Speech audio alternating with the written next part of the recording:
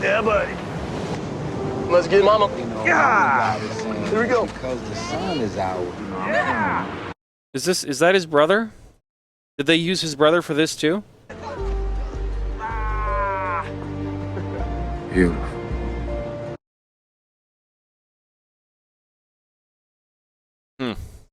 I can't tell if it's Paul or not. That's where he belongs. Home, where he's always belonged. Things are gonna be different now.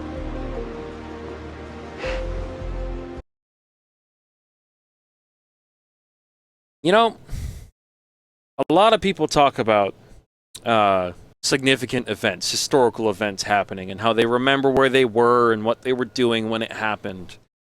And I'm going to be honest, the only event I can think of where I remember where I was, what I was doing, was the day Paul Walker died. It was 2013, if I remember correctly. And I was in school. I was in my study hall period, my high school period. I think I was in like 10th or 11th grade, something like that. Maybe even 9th. I'm not, it might have been 9th.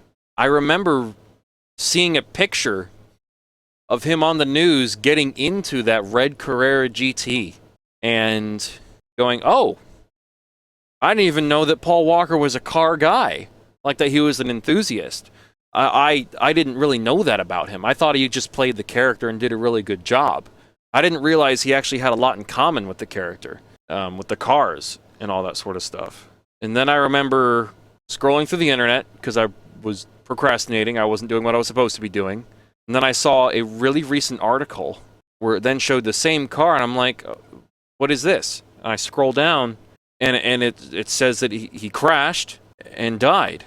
And I remember I just kind of said out loud, oh my God, Paul Walker died. Like, I said it out loud just in the classroom, and everyone was like, there's no way. I didn't know who was driving at the time. I didn't know it was his friend that was driving, or anything like that, or even what he had hit. I didn't know any of the details. I remember it vividly. I remember it was on my red HP laptop. I was just scrolling through. I want to do anything other than schoolwork, and I found out that way. And there aren't really many famous people in the world, if any at all, that I really, really, really want to meet. But if there were a list of famous people I would want to meet, despite the possibility of being really disappointed when I meet them because they might turn out to be terrible people, I was willing to bet that meeting Paul Walker would not be a disappointing experience, because he seemed to just enjoy interacting with the fan base so much. I love the fans. So anywhere I go, if somebody comes up to me and they call me Brian, I want to sit down and talk with them. And, I was born in 1998. The first movie came out in 2001. I've got an original DVD from the original initial DVD release. It even still says Blockbuster on the case of the DVD. And I grew up with it. I literally grew up with it. I'm pretty sure my interest in cars was spawned by that movie. I remember I had, like, Matchbox versions of his Eclipse, even though it was orange for some reason. I had a Rogers truck that came with a little Honda Civic Matchbox car. Those were like amongst my first toy cars. It might have just been in my DNA to be interested in cars from the beginning. Trucks, cars, planes, machines, vehicles. I mean, my first word was truck. But I in this particular timeline, in this universe, this version of myself, I can't not owe it. I'll pretty much what 2/3 of my thoughts throughout the day are dedicated to is to cars and what I want to do with them, thanks to these movies. And his character was always the character that I related more to. I was never a big muscle car guy. I was never a big supercar guy. But I always loved tuner cars. I always loved the cheaper cars. They're not so cheap anymore, because everyone my age who has money is buying them up and paying crazy amounts of money for them. It's like $50,000 for a stock 1999 Civic Si. It's $120,000 for a simple, basic Bayside Blue R34 GTR. And in some ways for good reason, and in other ways I would argue for silly reasons. But then, if you're going to say you can't argue with the value of those cars, then you can't argue with the value of these movies, even the modern ones. Because in case you were wondering, I don't hate these movies. I don't hate them at all. I make fun of them because it's fun. But I also enjoy them. And I enjoy making these videos because it's fun to kind of just nitpick and be dumb and be an asshole for a few hours, while also having an excuse to watch these movies. I haven't even seen this movie before. This is the first time I've watched it all the way through. I mean, when he died, I just kind of thought, okay. At first, I didn't even know he was going to be in the next movie. I thought he died before the next one could start being filmed. I didn't know he died during filming. And I'd already kind of decided subconsciously that I wasn't going to watch anymore, because it just felt weird to me. I can't explain why. Yeah. Apart from the E46 M3, I owe that to my Need for Speed kind of history. Every other car has come from the cars that Brian has driven, whether it's the Eclipse, the R34, Evos, Subarus. My original interest all kind of stemmed from them. Paul Walker had a few Motor X GTRs. He started out with a silver one, which 458 Destroyer now has. And then he had a Tomei car, or a Tomei, I'm not sure. I've never been corrected on how that's pronounced. And that was a Motor X car as well. It was a white one. I think it was a V-Spec too, something like that. And quite a few Porsches. A lot of his cars were white. It's kind of interesting. I remember reading somewhere that the most accepted theory for why the crash even happened is because the tires weren't in good condition or they were just old, something like that. It wasn't necessarily Porsche's fault or anything like that. 10 years ago now, almost 10 years. It'll be the 10th anniversary of that accident this year. I should press play.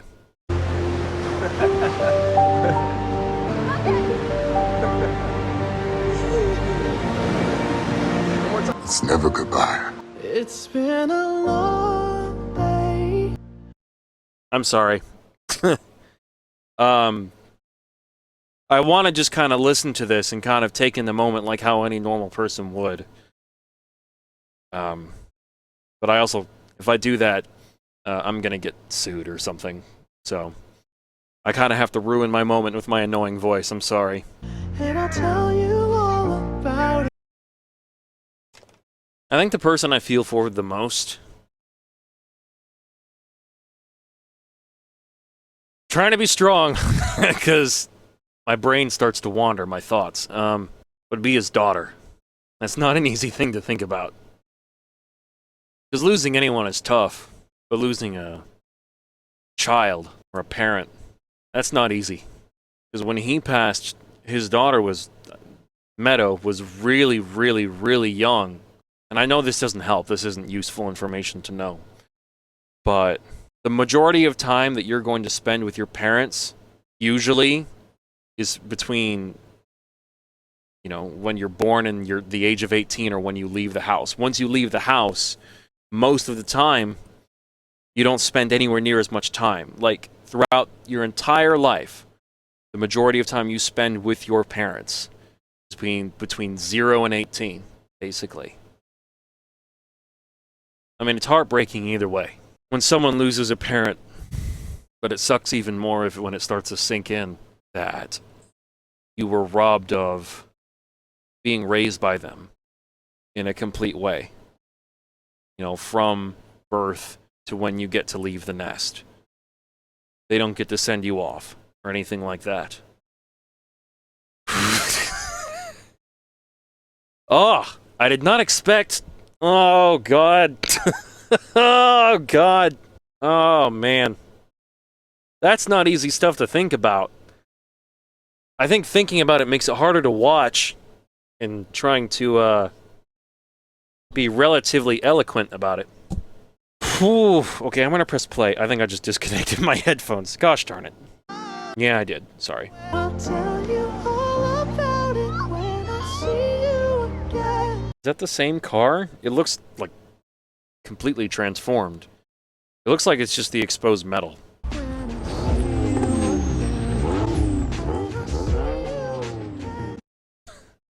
They used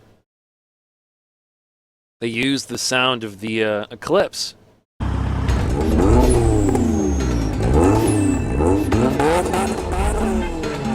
Even though it's a Supra, they used the sound of the Eclipse. The first car he appeared in. Like, that's actually the first thing he does on screen in the entire franchise, is he revs that Eclipse. That's a nice touch. Huh. I wasn't expecting that. I used to say I lived my life a quarter mile at a time. And I think that's why we were brothers. Because you did too. I'm sorry. I have to pause occasionally, not because I want to. I'm trying to just take this in like a normal human being because I'm watching this for the first time. It's not ruining the experience or anything. It's just I have to pause so I don't get demonetized or the video gets blocked or something like that.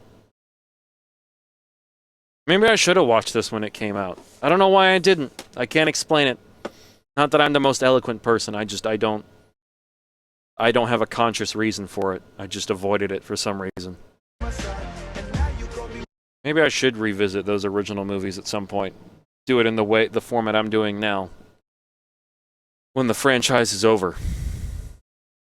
I might need to take a break from doing these movies. I think after going from this scene to the next movie and then going back to business as usual would be a little weird. So I might take a break from doing that. I don't know, I'll think about it. I think I'll probably wait a couple months and then I'll do Fate of the Furious or something like that. It just feels a little inappropriate to me. The most important thing in life will always be the people in this room. I'm probably going to get copyright flagged for this. It's a weird thing to complain about. My biggest concern is that the video just gets blocked. So I don't think I'm going to be able to show all of this. I'll be honest, I didn't think I was... it was a little hard to maintain my composure for a second there. I was not expecting that. I was not expecting to have a moment there where I had to keep myself from falling apart. Because it's when you start thinking about the implications of all of it, it just becomes a little too much.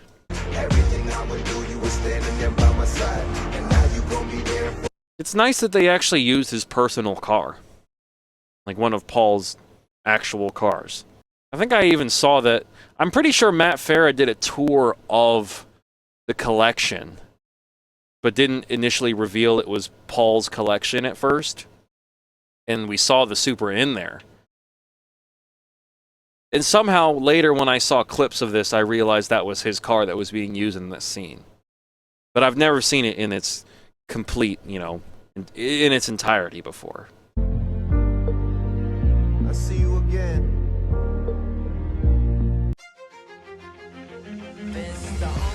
Wow, okay.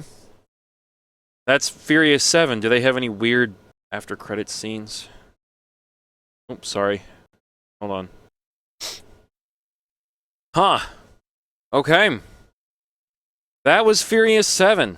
That's the last movie we can really watch in this franchise anyways, where Paul Walker's in it. I'm sure there's a lot more that could be said, but most of you guys already know what I could say anyways. I think probably one day what I'll do, I'm not going to film it. That would feel really weird to me. But I think one day I'll visit LA, and I think it's possible to look up the crash site, because I want to go to LA and tour all of the filming locations of the original movie, the first one. But maybe in between those locations I might visit the crash site or something. That might be the best way I can pay my respects and at least somehow say, thank you for inspiring me to go in the direction I've gone with my life. Well, what do you know? I spent the entire movie making fun of it. It was not a fantastic movie. But that last scene, that last sequence was actually pretty special. It didn't feel very tasteless or anything like that. It felt pretty respectful. It gave a nice send-off for the Brian character. That does raise the kind of question of, should they bring the character back? Should they do CGI?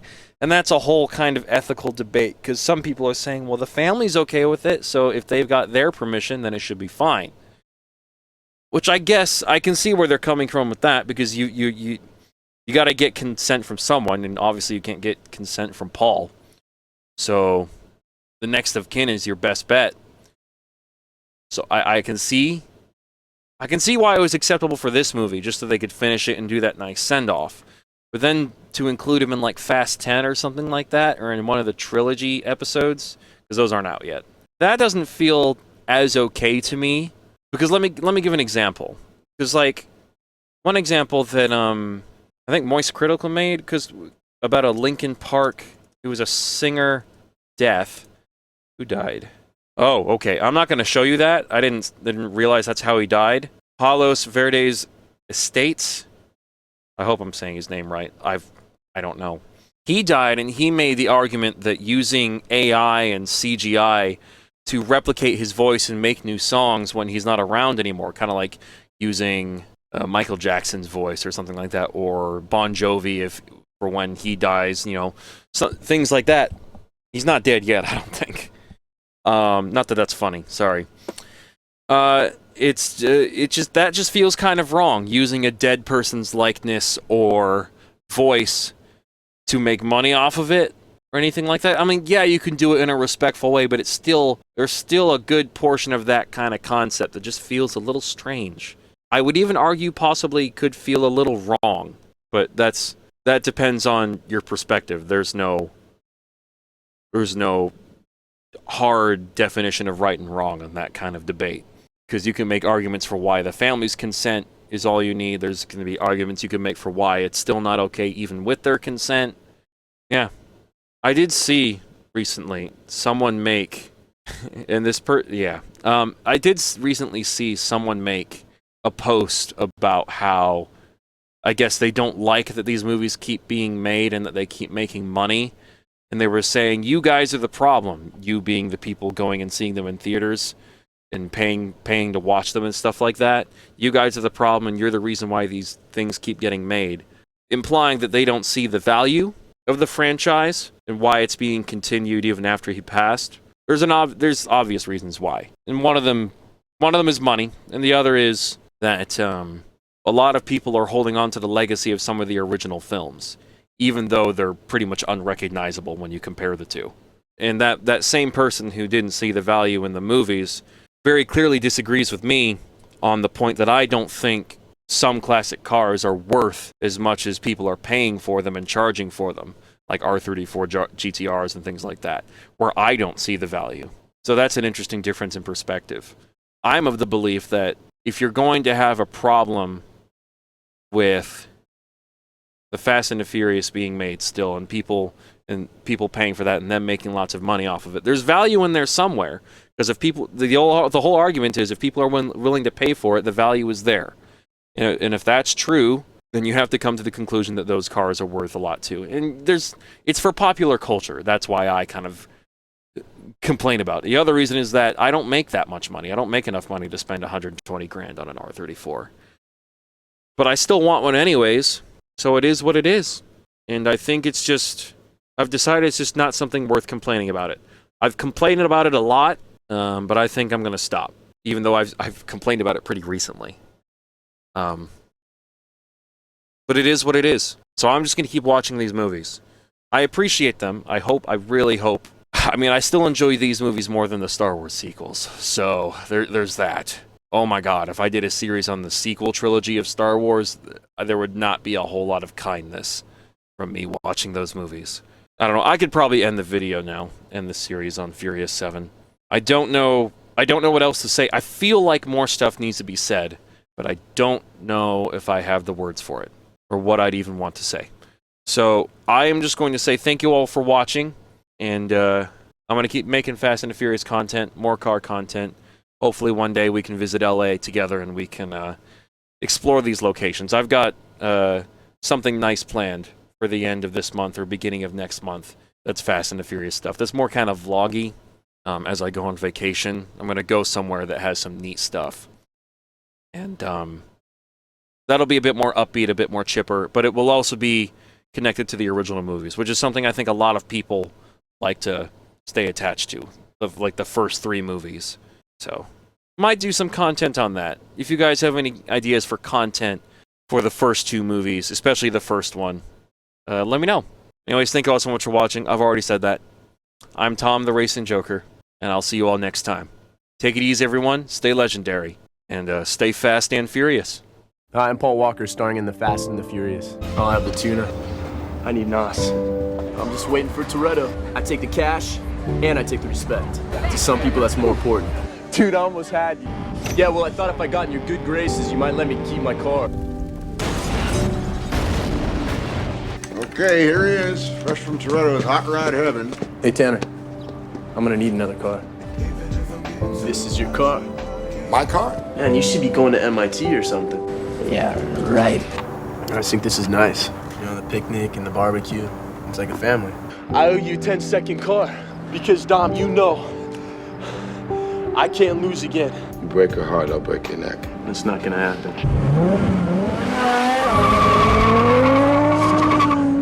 Nice car. What's the retail on one of those? Now, whatever it is you're in on, I want in on it too. Me, I'm a cop. Yeah, this is Officer Brian O'Connor. On green, I'm going for it. I owe you a 10-second car. I love the fans. So anywhere I go, if somebody comes up to me and they call me Brian, I want to sit down and talk with them. I'll sit, I'll powwow. That's the trick. You want to get me, call me Brian. I like our fans. Our fans are cool. I get Brian. What's up, Brian? I love that.